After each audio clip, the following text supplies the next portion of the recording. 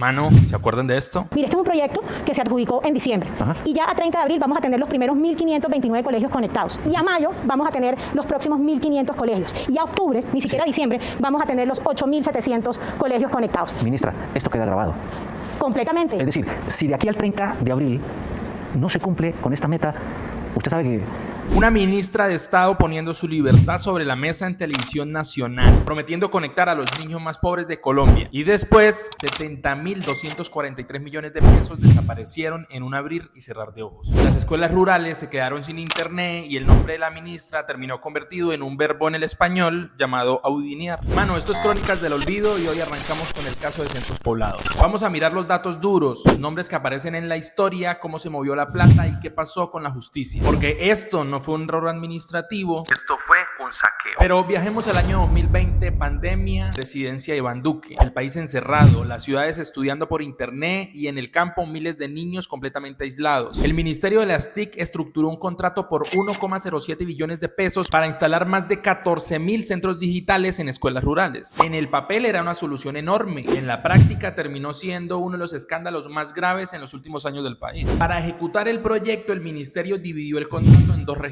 La región A fue adjudicada a un operador con infraestructura. La región B, la más polémica, se la entregaron a la Unión Temporal Centros Poblados. Y ahí empezó el olor a rarito, a podrido. ¿Quiénes eran esos contratistas? Empresas sin experiencia sólida en conectividad escolar, o sea, firmas de construcción, pavimentación y fundaciones con historial dudoso para un contrato tecnológico de esta magnitud. No tenían ni siquiera el músculo técnico que exigía un proyecto así, pero igual ganaron. Y eso por sí solo ya deja demasiadas preguntas. Para rematar esto, Karen Abudinem no llegó a ese cargo por accidente. Su nombramiento estaba atravesado por apoyos políticos de la costa atlántica y ese contexto también hace parte de la discusión, los clanes Char. Porque cuando se manejan contratos de esta talla, la política siempre está metida por ahí. Ahora viene la trampa. Para que el Estado entregue un anticipo, el contratista tiene que presentar garantías válidas. Centros Poblados presentó 3, supuestamente garantías emitidas por el Banco Itaú. Con esos papeles, el 25 de junio del año 2021, Mintic autorizó el desembolso de 70.243 millones de pesos. Plata pública, plata del país, plata que debía usarse para llevar internet a escuelas rurales. Pero mano, hubo un problema. Las garantías eran falsas. El banco negó haberlas expedido, o sea, el contratista presentó documentos falsificados y el Estado soltó el anticipo. ¿Quién revisa? No sé quién revisa. Y ahí se entiende por qué este caso indignó a todo el país. No era solo corrupción, era una estafa con papeles y sellos y hasta firmas. Después vino lo peor. La plata se movió rapidísimo. Una parte salió de las cuentas locales y terminó en transferencias y operaciones vinculadas a personas y empresas relacionadas con el entramado, incluso en el exterior. Mientras tanto, lo que debía convertirse en internet para los niños del campo desaparecía en una red de movimientos opacos. Y cuando la fiscalía empezó a seguir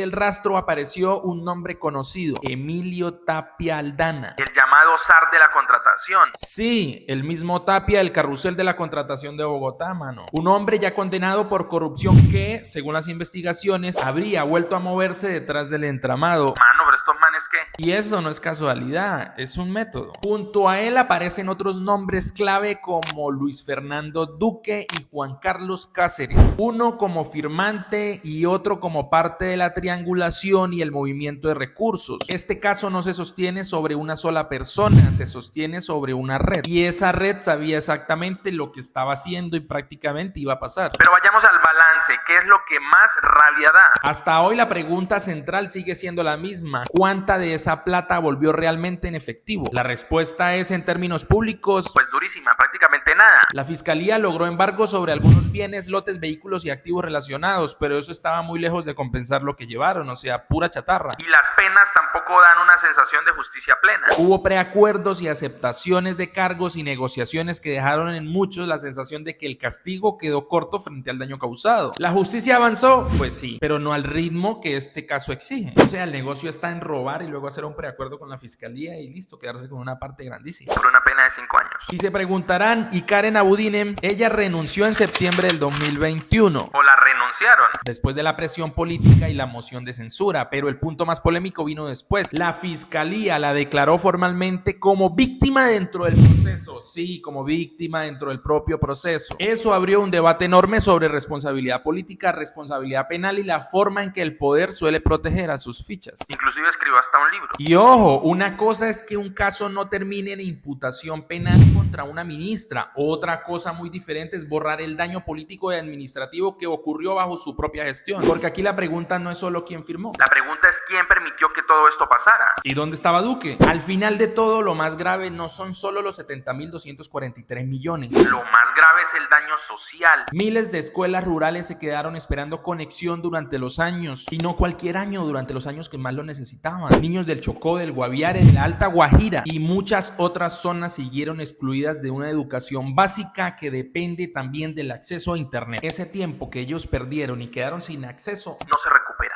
Entonces la pregunta seria es esta: ¿la decisión de declarar a Karen Abudinen como víctima fue un acto de justicia o fue otra muestra de cómo el poder protege a los suyos? Mano, lo leo en los comentarios. Nos vemos en la siguiente crónica. Apaga la TV.